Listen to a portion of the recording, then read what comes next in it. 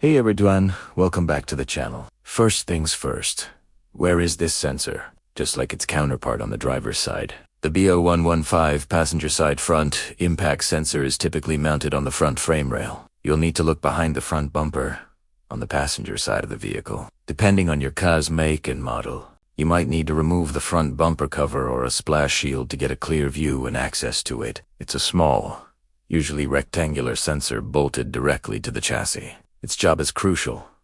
In a frontal collision, it detects the rapid deceleration and sends a signal to the airbag control module, telling it to deploy the airbags. A fault here means your airbags might not deploy correctly in an accident, so it's a repair you don't want to put off. Now, for the diagnosis. Once you've located the sensor, the first thing to do is a thorough visual inspection. These sensors live in a harsh environment, exposed to road grime, water, and salt, especially in winter climates. Look closely at the sensor itself and its electrical connector. You're searching for any signs of physical damage, like cracks in the housing.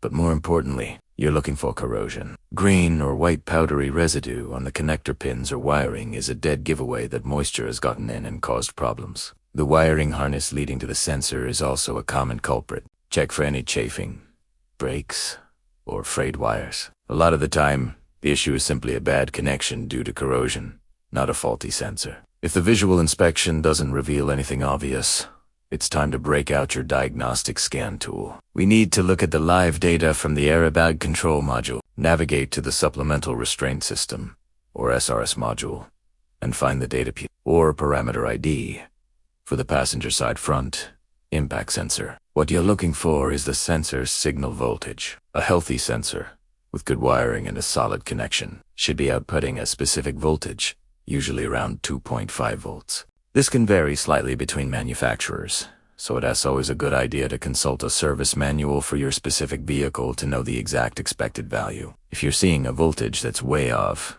like 0 volts or a steady 5 volts, that's a strong indicator of where the problem lies. A reading of 0 volts typically suggests an open circuit, meaning there's a break in the wiring somewhere, or the sensor has completely failed internally. A reading of 5 volts often points to a short to power. To confirm, you can try the wiggle test. While watching the live data on your scanner, carefully wiggle the connector and the wiring harness leading to the sensor. If you see the voltage fluctuate wildly or jump back to a normal reading, you've found your problem.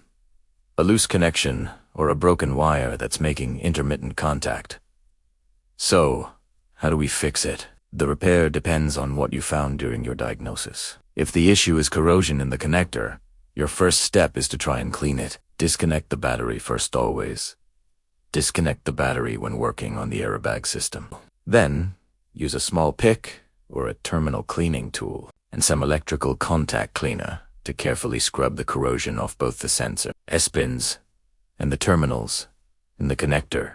After cleaning, apply a small amount of dielectric grease to the connector to help seal it from future moisture intrusion. Reconnect everything, clear the codes, and see if the light stays off. If cleaning doesn't work, or if you found a broken wire, you'll need to perform a wiring repair. This involves cutting out the damaged section of wire and splicing in a new piece, using weatherproof butt connectors, or by soldering and using heat shrink tubing. Make sure your repair is solid and sealed against the elements. If the wiring and connector are perfect, and the wiggle test didn't change anything, it's highly likely that the sensor itself has failed. In this case, the only solution is to replace it.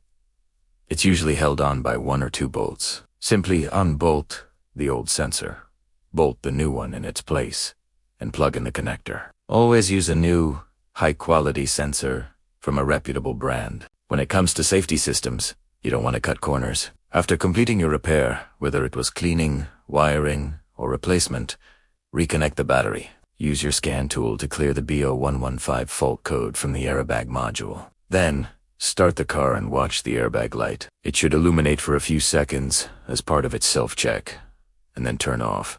If it stays off, you've successfully fixed the problem. A final road test is always a good idea to ensure everything is working as it should. And that's it. That's how you tackle the B0115 front impact sensor fault. It's a straightforward diagnosis and repair that you can definitely do yourself with some basic tools and a good scan tool. Taking care of this ensures your vehicle's safety system is ready to protect you and your passengers. Thanks for watching. I hope you found this guide helpful. If you did, give us a thumbs up, and don't forget to subscribe for more DIY car repair videos. See you in the next one.